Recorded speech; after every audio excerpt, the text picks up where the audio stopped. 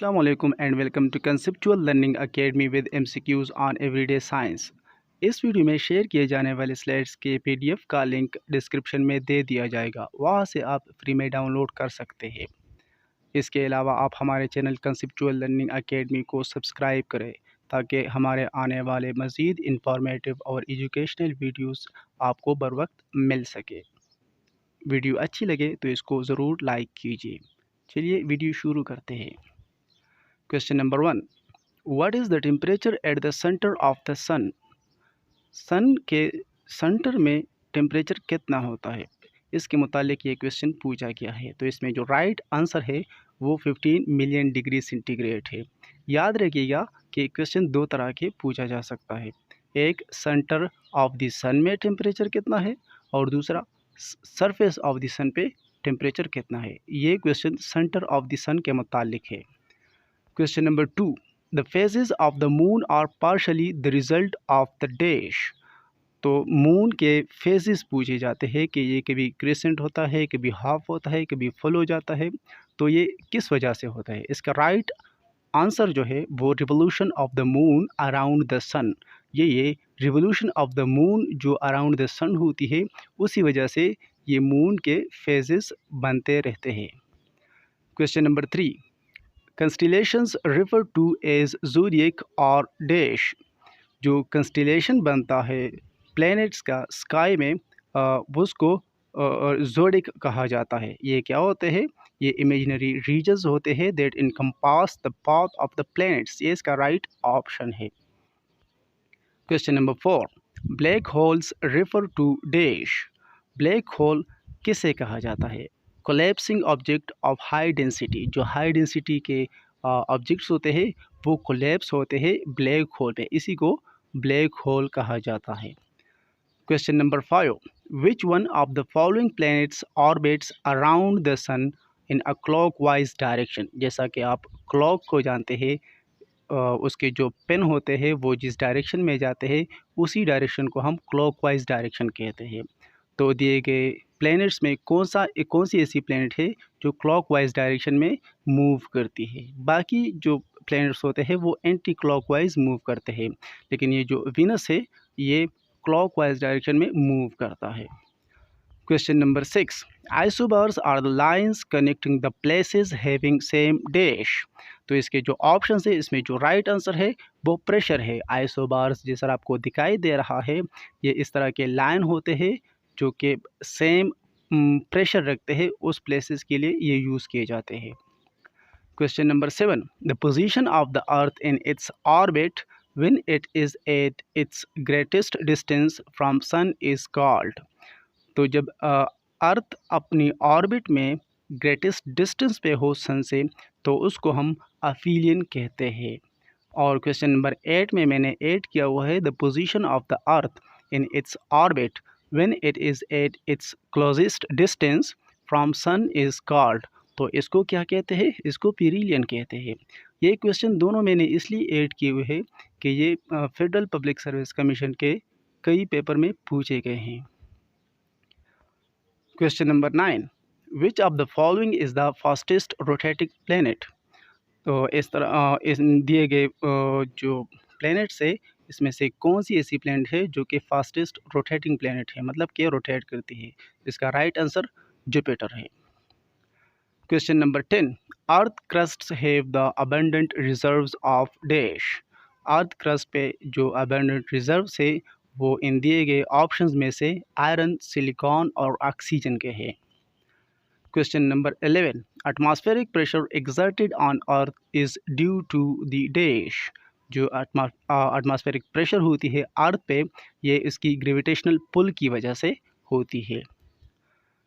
Question number 12, basalt rock is an example of dash. Basalt rock ये example है volcanic का। जो volcanic mountains वगैरह होते हैं उसी का बसाल्ट रॉक एक एग्जाम्पल है। Question number 13, which of the following layers makes radio transmission possible. तो ये जो दिए गए लेयर्स है, इसमें से ऐसी कौन सा लेयर है जो रेडियो ट्रांसमिशन को पॉसिबल बनाती है या जिसमें रेडियो ट्रांसमिशन होती है। तो इसका राइट आंसर आयनोस्फीयर है। Question number 14, the shape of the earth is dash. ये बहुत कंफ्यूज करने वाली क्वेश्चन है। इसमें कुछ लोग एलिप्टिकल, कुछ ओवल और कुछ स्फेरिकल को ठीक करार देते हैं, लेकिन इसका जो राइट आंसर है वो ऑब्लेट स्फीरॉइड है। The shape of the earth is oblate स्फीरॉइड।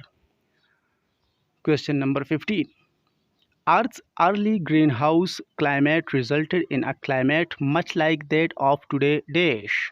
अर्थ में जो ग्रीन हाउस है, जो क्लाइमेट चेंजेस हो रहे हैं, ये आजकल कौन से प्लेनेट पे है? वीनस पे इस सेम ही इस तरह का है जो अर्थ पे पहले हुआ करता था।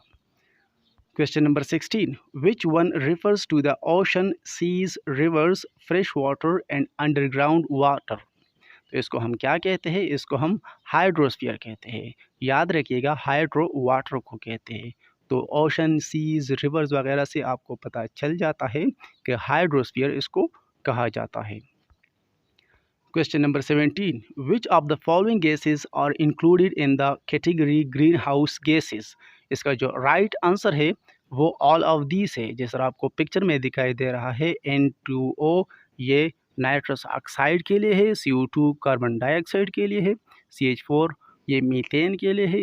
इसके अलावा बाकी भी गैसेस दिए गए हैं।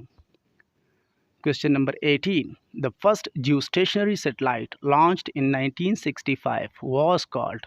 जो पहला जियोस्टेशनरी सैटेलाइट था जो कि 1965 में लॉन्च किया गया था, उसका नाम इंटेलसेट 1 है, जिस तरह आपको पिक्चर में दिखाई दे रहा है। इसको अर्ली बर्ड भी कहा जाता है। Question number 19, which of the following की application disciplines for GIS। GIS किसे कहते हैं? ये GIS जो कि है ये जियोग्राफिक इंफॉर्मेशन सिस्टम है। इसके की एप्लीकेशंस कौन कौन से हैं? ऑल ऑफ दीज है, civil engineering, environmental sciences, commerce and businesses वगैरह वगैरह। ये GIS के की एप्लीकेशंस में से आते हैं। Question number 20, a set of tools for collecting, storing, retrieving, transforming and displaying spatial data from the real world for a particular set of purposes is called। इसको हम क्या कहते हैं? इसको हम GIS कहते हैं। जो जियोग्राफिकल इंफॉर्मेशन सिस्टम होता है उसको हम GIS कहते हैं। अगर आप इसका PDF हासिल करना चाहते हैं तो इसका लिंक डिस्क्रिप्शन में दे दिया जाएगा, वहाँ से आप फ्री में डाउनलोड कर सकते हैं। Question number 21, geosynchronous satellite.